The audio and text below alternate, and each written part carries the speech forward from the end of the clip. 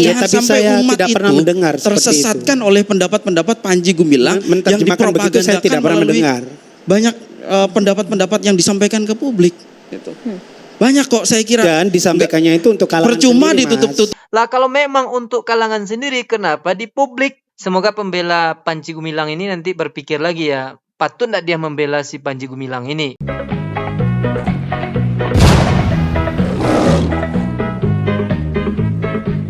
Assalamualaikum warahmatullahi wabarakatuh, sahabat semuanya. Jumpa lagi kita ya, Alhamdulillah. Alhamdulillahirabbil alamin, segala puji bagi Allah, Tuhan semesta alam. Tiada Tuhan selain Allah. Allah lah satu-satunya Tuhan. Tuhan yang tiada duanya, duanya saja tidak ada, apalagi tiga.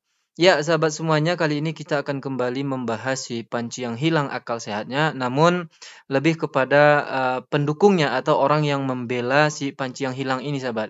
Kemarin kan sudah terbukti ya bahwa si Panji yang hilang ini sudah mengakui semua yang beredar itu, video-video itu, pernyataan-pernyataan itu betul, itu adalah pernyataan dia. Nah, malam tadi ini ada diskusi yang sangat menarik ini ya antara orang yang membela si Panji yang hilang ini dan juga para ulama, ustadz kita yang menentang. Dan kalau Anda lihat di layar ini tentu Anda sudah sangat kenal dengan orang ini. Saya tidak akan sebut latar belakangnya dia, tapi yang jelas dia ini pernah mengajar di Ponpes Az-Zaitun, sahabat. Artinya ya sedikit banyaknya tentu mempengaruhi pola pikir atau cara berpikir orang ini. Gitu ya, karena dia adalah orang yang pernah mengajar di sana. Dan nanti bahkan dalam pengakuannya, sekarang kalau diminta lagi untuk mengajar di Ponpes Az-Zaitun, dia masih mau katanya. Ya, pemikirannya agak-agak sama lah dengan si Panji yang hilang, sahabat. Baik, kita dengarkan dulu bagaimana pembelaan dia terhadap Panji yang hilang. Menurut saya tidak layak. Ya, tidak layak. Alasannya, Pak? Pertama, beberapa persoalan yang terkait dengan yang dituduhkan itu dalam kacamata saya sebagai orang ahli fikih. Walaupun tadi saya perlu mengoreksi. Janganlah diungkapkan kata-kata mantan, begitu nggak enak rasanya dosen kok mantan. Tidak. Tapi pernah mengajar Pernah dan mengajar di ngajar. sana, ya. Ya, dia tidak mau dikatakan mantan ya, sahabat. Pernah mengajar di Pondok Pesantren Az-Zaitun. Dan ini Anda dengar ya di awal tadi mengatakan dia tidak setuju dengan tuduhan-tuduhan terhadap Panji Gumilang. Ya, ini katanya pun dalam sudut pandang dia sebagai ahli fikih katanya. Dalam sudut pandang dia ya, sahabat. Nah, mari kita dengarkan sudut pandang dari orang ini. Sampai sekarang pun kalau diminta untuk ngajar, saya tetap ngajar. Gitu. Alasan saya pertama ketika ada statement bab qaul Rasulullah sallallahu alaihi wasallam fil Qur'anil Karim, sesungguhnya dalam kacamata saya tidak ada yang melanggar dari aspek fikih. Kenapa? Saya melandaskan pada surat An-Najm, yaitu surat yang ke-53. Bunyinya langsung wa ma yantiqu 'anil hawa in huwa illa wahyu yuha. Ini terkait dengan Nabi dituduh bahwa apa yang diomongkan itu adalah berdasar Nabi. Tapi kemudian ditekankan lagi, itu omongan Rasulullah betul, tetapi itu adalah wahyu. Jadi Rasul tidak akan pernah berbicara apapun selain yang diwahyukan kepadanya. Sehingga ditekankan juga pada surat Al-Haqqah, yaitu surat nomor 69 ayat 40-43, innahu laqaulu rasulin karim wa ma huwa biqaulin syairin qalilan ma tu'minun wala biqaulin kahin qalilan ma tadhakkarun tanzilun min rabbil alamin.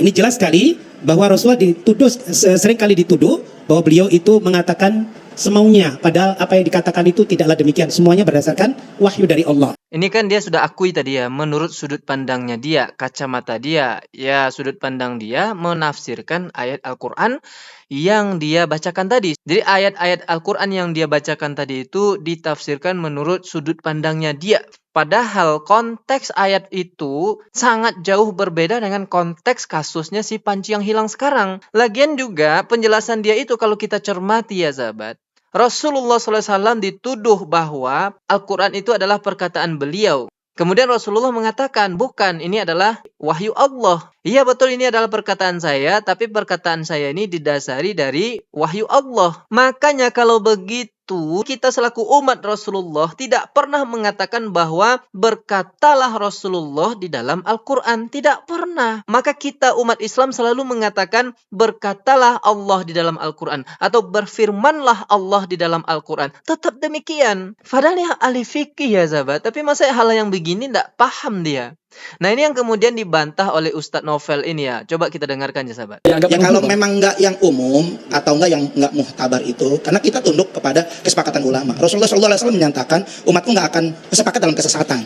Artinya kalau yang sudah bukan umum, boleh kita katakan sesat. Karena keluar dari fatwa MUI. Fatwa MUI itu mengatakan liberalisme, pemahaman, pemikiran yang bebas tanpa batas menafsir Al-Quran, yang nggak bisa dijabarin dengan tafsir siapapun, yang muhtabar dalam 4 mazhab itu sangat berbahaya. Betul. Dan ini yang menamakan liberalisme, maka MUI mengharamkan liberalisme, sekularisme, pluralisme. Karena kenapa? Kita tunduk kepada kesepakatan ulama, kita nggak pusing-pusing. Kita nggak usah ibaratnya bersusah payah. Sudah ada mereka yang kesepakatan ulama, ada NU, ada Muhammadiyah, mereka serahkan kepada mereka. Maka fatwa kepada Al-Zaitun ini kita juga harus serahkan kepada fatwa MUI, dan kita tunduk kepada MUI. Nah, itu ya, sahabat. Jadi yang dilakukan oleh Panji Gumilang ini di luar kebiasaan pada umumnya umat Islam. Tidak pernah umat Islam itu atau para ulama mengatakan bahwa Rasulullah SAW berkata di dalam Al-Quran. Nggak pernah.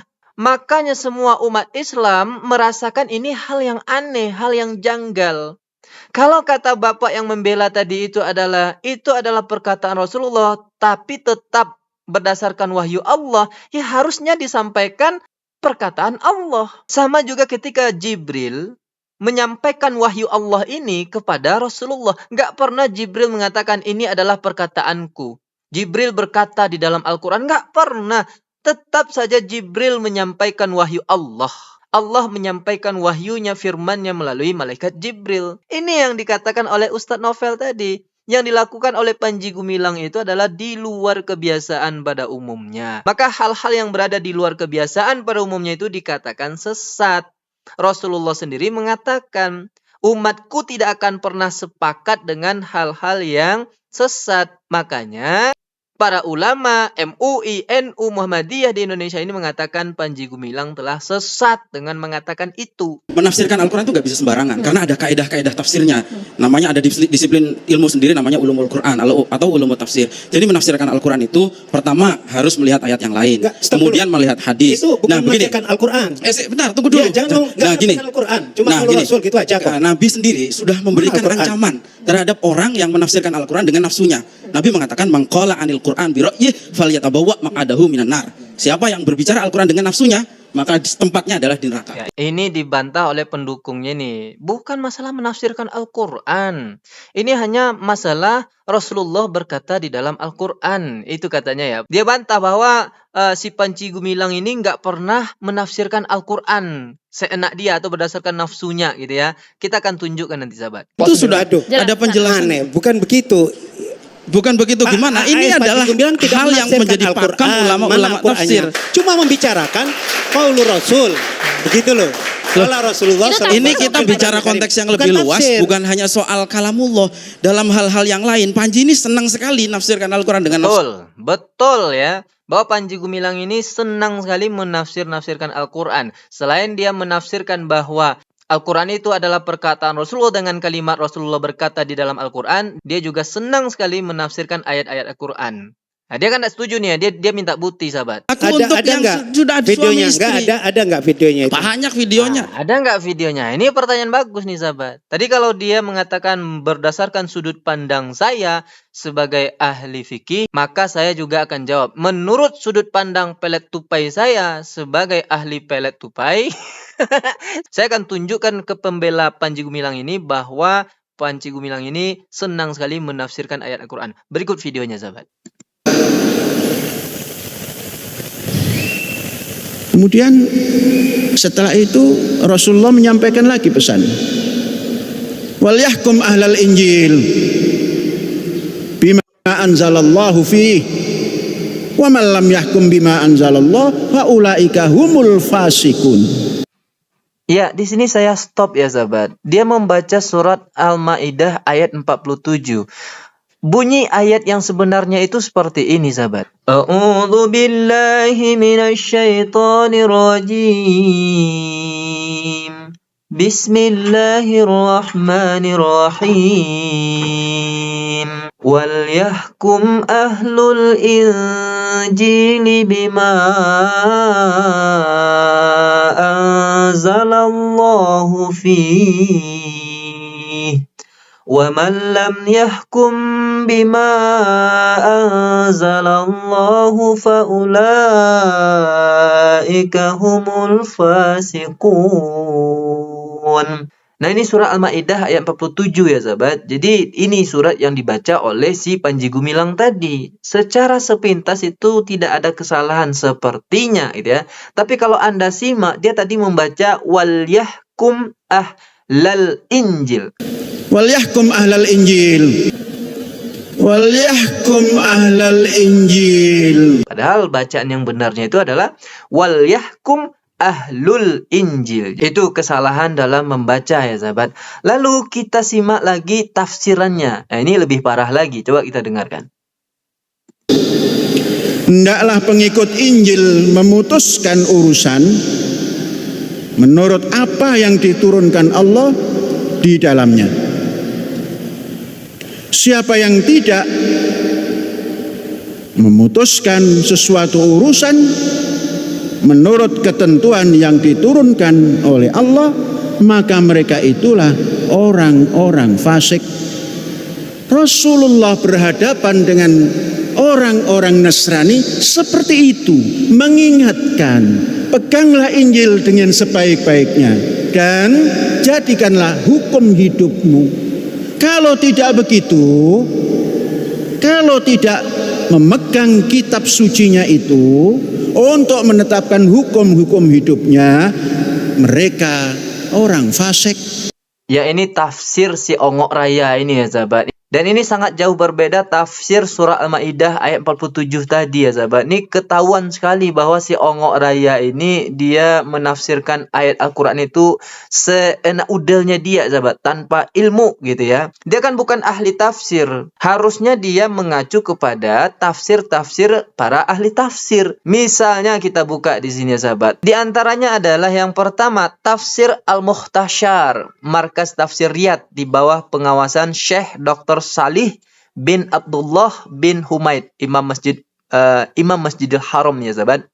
Seharusnya orang-orang Nasrani, seharusnya tafsirnya sahabat, seharusnya orang-orang Nasrani beriman kepada apa yang Allah turunkan di dalam kitab suci Injil.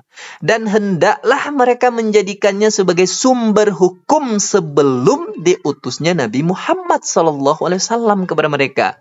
Barang siapa yang tidak mau menetapkan hukum berdasarkan kitab suci yang Allah turunkan, mereka itu adalah orang-orang yang tidak taat kepada Allah, meninggalkan kebenaran dan cenderung kepada kebatilan. Jadi tafsirnya bukan ketika Rasulullah SAW berhadapan dengan orang Nasrani, ya udah ikut saja kitabmu Injil. Kalau tidak kamu termasuk orang yang fasik. Ini ayat berlaku untuk umat sebelum diutusnya Nabi Muhammad. Ongok. Kita baca lagi, ini ada tafsir yang lain ya. Dari Zubdatut Tafsir min Fathil Qadir, Syekh Dr. Muhammad Sulaiman Al-Ashqar, Mudarris Tafsir Universitas Islam Madinah. Apa katanya di sini? Allah memerintahkan para hakim dari kaum Nasrani untuk memutuskan perkara dengan hukum-hukum yang telah ditetapkan Allah atas mereka dalam Injil, dan agar mereka tidak meninggalkannya demi kenikmatan dunia atau takut kepada manusia, atau karena alasan-alasan lain yang mereka kemukakan. Karena Injil adalah kitab yang benar sebelum diutusnya Nabi Muhammad. Namun setelah diutusnya Nabi Muhammad, mereka telah diperintahkan berkali-kali untuk menjalankan apa yang diturunkan Allah kepada Nabi Muhammad dalam Al-Quran. Karena Al-Quran menghapus segala hukum yang menyelisihinya yang terdapat dalam kitab-kitab sebelumnya. Masya Allah. Kenapa tidak ini yang disampaikan oleh si Panji Gumilang tadi? Anda silakan baca tafsir-tafsir yang lain. Surah Al-Maidah ayat 47 itu sahabat. Sama bunyinya. Bahwa kaum Nasrani itu atau kaum sebelum Nabi Muhammad itu diperintahkan untuk mengikuti ajaran kitab Injil. Yaitu kitab yang betul-betul dari Allah. Namun setelah datangnya Nabi Muhammad SAW, kitab itu sudah tidak berlaku lagi. Karena apa? Karena ini. Nih ada tafsir Al-Madinah Al-Munawwarah. Katanya begini. Allah juga memerintahkan orang-orang Nasrani untuk berhukum dengan Injil yang sesuai dengan yang Allah turunkan kepada Isa. Bukan Injil-Injil yang telah diubah, yang diimani oleh orang-orang Nasrani sekarang. Ini alasannya Al-Quran itu harus diimani oleh manusia-manusia sekarang. Karena Injil-Injil itu sudah nggak ada lagi. Karena Injil-Injil itu telah bercampur antara kebenaran dan kebatilan, dan syariat dan hawa nafsu. Nah ini harusnya yang disampaikan oleh si Panji Gumilang ini, sahabat. Tapi tidak. Hanya karena mau dikatakan orang yang paling toleransi supaya tidak berpecah belah karena agama, kan itu judul yang dibuatnya kemarin ya. Lalu mengutip ayat ini dan menafsirkan seenak udel. Iya, Jangan tapi sampai saya umat tidak itu pernah mendengar seperti tersesatkan oleh pendapat-pendapat Panji Gumilang yang Menerjemahkan begitu saya dipropagandakan tidak pernah melalui mendengar. banyak pendapat-pendapat yang disampaikan ke publik. Gitu. Banyak kok saya kira. Dan disampaikannya itu untuk kalangan Percuma sendiri, Mas. ditutup-tutup. Ya, ini statement dia lagi ya sahabat yang bikin kita bisa tertawa gitu ya. Pertama dia sudah ketabok ya bahwa ternyata si Panji yang hilang akal sehatnya ini memang seringkali menafsirkan ayat Al-Quran itu seenak udelnya dia tanpa ilmu tafsir gitu ya sahabat. Dan dia mengaku belum pernah melihat menemukan video itu. Nah, sudah kita tampilkan. Semoga pembela Panji Gumilang ini nanti berpikir lagi ya, patut tidak dia membela si Panji Gumilang ini gitu ya sahabat. Kemudian statement dia yang terakhir ini, dia katakan itu kan untuk kalangan dia sendiri. Ini adalah jawaban-jawaban para oten ya yang sering kita dengar ya. Sama juga ketika si Ncopa Pincopi ya, pengepul Murtadong itu, ini kan untuk konsumsi sendiri, untuk kalangan sendiri. Lah kalau memang untuk kalangan sendiri, kenapa di publik ditayangkan di YouTube yang semua orang bisa lihat, bisa nonton, dan sekarang sudah meresahkan semua orang? Apakah itu untuk kalangan sendiri? Kan tidak. Dia mengatasnamakan Islam. Lalu video yang mengatasnamakan Islam itu di publik. Masih ngelak juga. Masih mau membela juga. Ya silakanlah setelah ini Anda berpikir dulu. Oke lah sahabat semuanya, mungkin ini saja yang dapat saya sampaikan. Semoga pembela-pembela Panji Gumilang ini kembali akal sehatnya supaya akal sehatnya tidak hilang juga sama seperti Panji. Fa'tabiru ya ulil absar la'alakum turhamun. Assalamualaikum warahmatullahi wabarakatuh.